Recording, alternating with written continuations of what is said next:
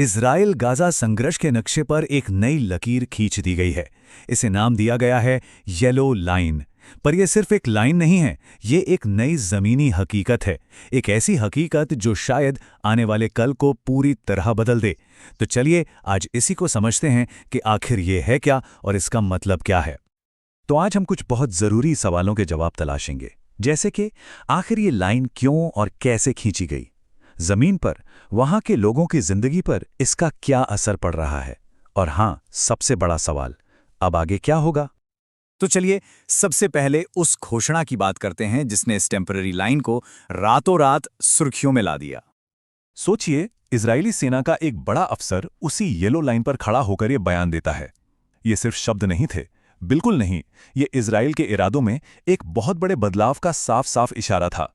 तो इसका सार ये है, एक लाइन जो असल में पीछे हटने के लिए बनाई गई थी, एक अस्थायी मिलिट्री लाइन, उसे अब एक नई लंबे समय तक टिकने वाली डिफेंसिव बॉर्डर की तरह देखा जा रहा है। उस बयान की पूरी गंभीरता को समझने के लिए हमें थोड़ा पीछे जाना होगा। ये जानना होगा कि ये लाइन आखिर बनी कैसे थी। देखिए, ये येलो लाइन कोई पुरानी ओरिजिनल बॉर्डर नहीं है।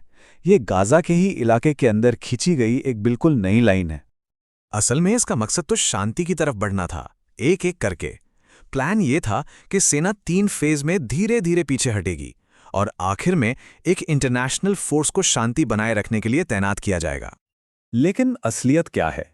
हकीकत यह है कि ये पूरी प्रक्रिया पहले ही कदम पर आकर अटक गई है। फेज 2 और फेज 3 का तो अभी दूर दूर तक कोई नामो निशान नहीं है।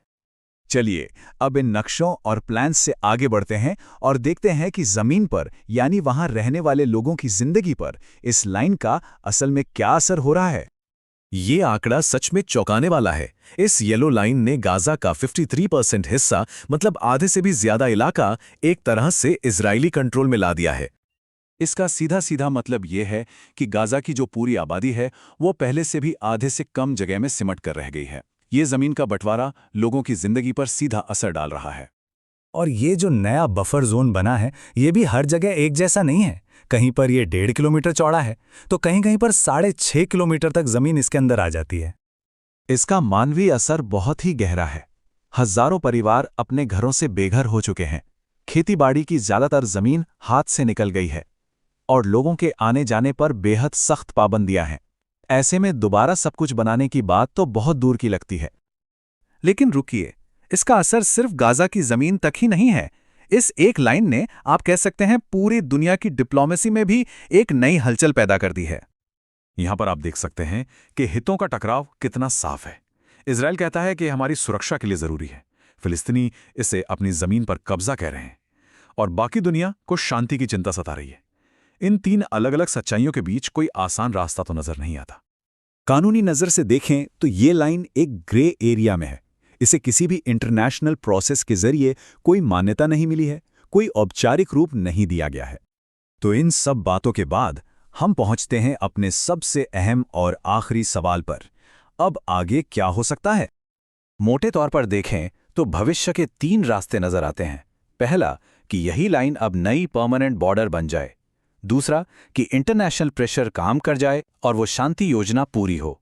या फिर तीसरा, एक बीच का रास्ता निकले, जहां लाइन तो रहे लेकिन लोगों को आने जाने में थोड़ी ढील दे दी जाए। और जाहिर है, हर रास्ते के अपने अलग अलग नतीजे होंगे। और आखिर में ये सवाल हमें सोचने पर मजबूर कर देता है, क्या एक अस्थायी लाइन, एक टेम्पररी लाइन जिसे शायद शांति के लिए खींचा गया था, वो हमेशा के लिए एक नक्शे को और लाखों लोगों की किस्मत को बदल सकती है? इसका जवाब शायद वक्त ही देगा।